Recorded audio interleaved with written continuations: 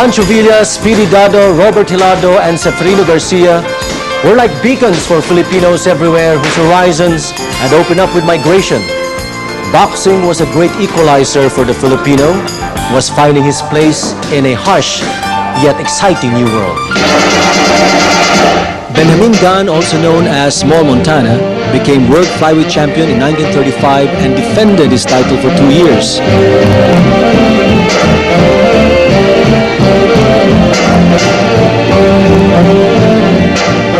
Speedy Dado, one of the game's first consummate showmen, held the National Boxing Association flyweight crown from 1938 to 1940.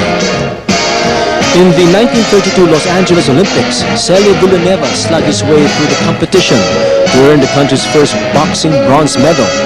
Celio's son Anthony would do his father one better by popping the Philippines' first silver medal in the 1964 Tokyo Olympics. Before nitong unyok natin, they were the only medalists in the Olympics ng ating boxing. Talagay ko si Celio Villanueva, 1932, sa Los Angeles niya nakuha. At pagkatapos itong yung anak niya, 1964 ba yung sa Japan? Doon naman niya nakuha, laban sa Russia. That was the first ever na Filipino nanalo ng silver medal sa Olympics. A father and son tandem who both gave us Olympic medals. Anthony Villanueva, of course, in 1964 in the Tokyo Olympics, sinasabing he was robbed, no? When he lost to Borislav Stepashkin in what was thought to be a fight that he should have won. The post-World War II period brought in new hope and a new set of ring heroes who were to usher in the country's golden age of boxing. Dado Marino defeated Terry Allen to win the flyweight boxing championship, a title he kept until May of 1952.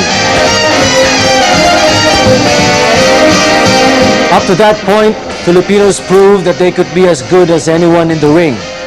These fighters, who were charting uncharted waters, were successful and captured the imagination of American boxing fans. However, it would take a 16-year-old man who journeyed from his hometown of Cebu to turn the world on its axis and forever change the landscape of Philippine sports.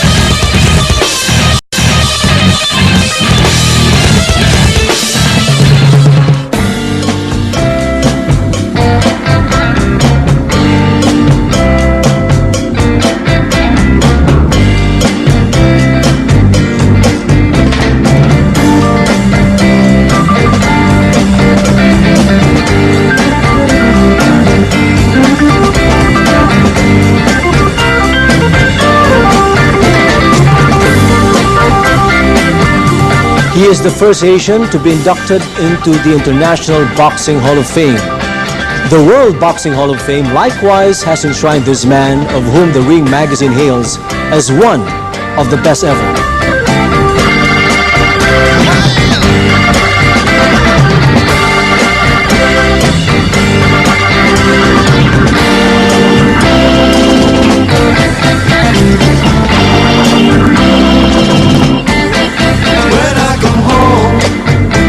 I was fortunate enough to know and cover the man during his heyday. This was in the 60s, no? And I covered him during his heyday when he had fantastic hand speed. He could string up combinations, and sometimes you could lose count of how many punches he can throw in such a short period of time. He had many styles. Hindi siya one style lamang. Pwede siyang mag-counter, pwede siyang maging aggressor. Si Elorde ang dinaan ako. Imagine, taluhin mo si Sandy Sadler. Ilang taon siya nag-reign? WBA champion, 130. Sino mga linabanan niya? Talagang, miski si Roberto Duran, idol niya, si Elorde. At nakita ko naman nung Elorde night.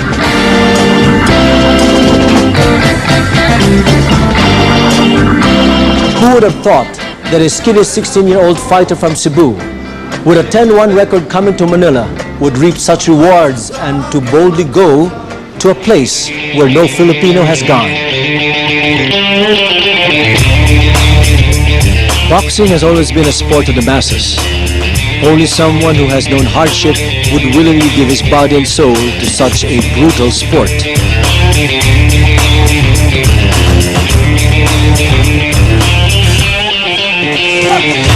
Boxing is an opportunity for the masses to rise above themselves.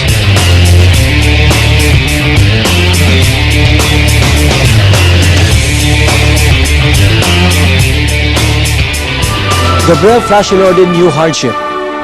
He had grown up dirt poor, but he had only one thing, a burning determination to win and succeed. In 1952, he tried his luck in Manila.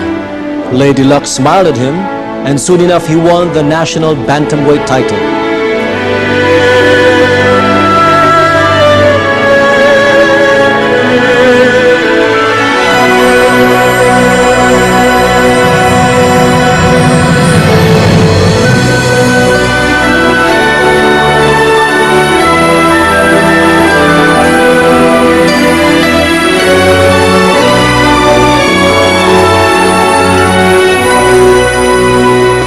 An excellent boxer, a gentleman in the ring, and a wonderful human being outside the ring. The things he did, he built a church in Sucat, St. Rita's Chapel. He helped a lot of poor people. He had no vices. He was a good father, a loving husband, and a family man. He was very religious. He used to serve mass every morning at St. Rita's Chapel. He was a good and decent human being. Si Daddy, Flash Ilorde, I could say that he's the best and the greatest Filipino fighter that ever lived. I cannot compare Flash Ilorde with anybody else. Ilorde had this all-consuming hunger to make bigger strides. He soon trained his sights on the Oriental Bantamweight title. Japanese Hiroshi Horiguchi was the incumbent champ, and in a ferocious 12-round match, Ilorde outpointed the Japanese to wrest the title from him. Flash was now on top of the world.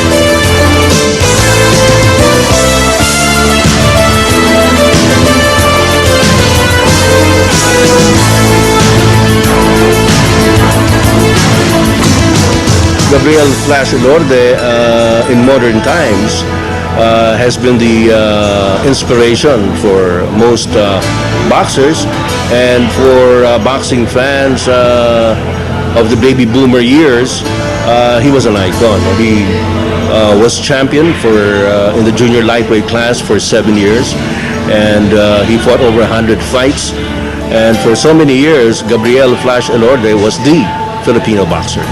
That he was a really, really unique individual, because not only was he an awesome boxer, and I've seen him in fights, but he was an awesome human being who really cared more about those less fortunate than him. But his quest for higher weights would finally bear fruit in 1954 when he took the Philippine junior lightweight belt. And in 1955, he beat featherweight champion Sonny Sadler in a non-title bout.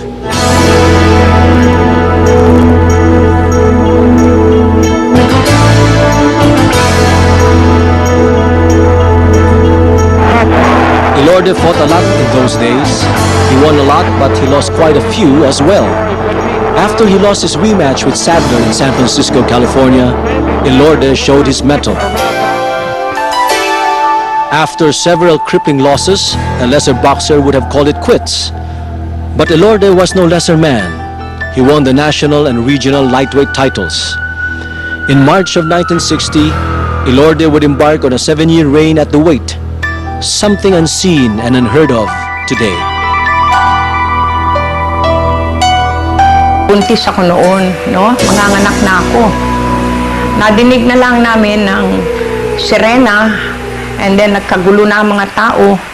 At yung pala nanalo si Bay nung 6th round, knockout si Gomes.